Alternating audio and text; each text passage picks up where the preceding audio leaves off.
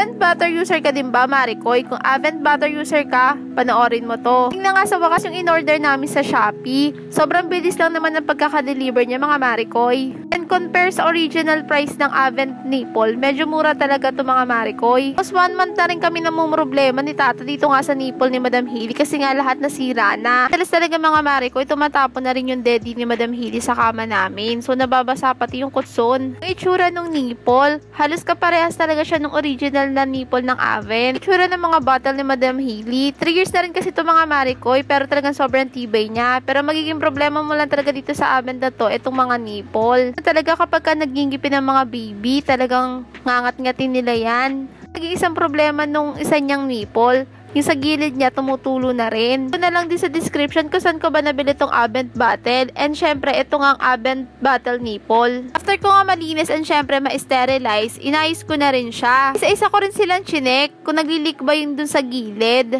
Pero wala naman nagli-leak. Guys, nga ako nitong mga bottle ni Madam Hailey, ayan, nakisali pa nga siya. At syempre, piniplex nga niya tong bagong bottle nipple niya. Tuwan-tuwa nga ang bata, hindi na siya mababasa every night. Ang maayos, eto na sila. Ang gaganda na nilang tignan, mukha ulit bago. Nga yung itsura ng bottle nipple ni Madam Hailey. Sobrang nag-fit talaga siya, mga Maricoy. Bali, 2 pieces for 59 pesos lang to, mga Maricoy. Sa mga gustong mag-order, ilalagay ko na lang sa description. Pero dito sa TikTok, ilalagay ko na lang sa comment section. Follow nyo na rin kami sa aming Facebook page, mga Maricoy. Yun lang, bye-bye!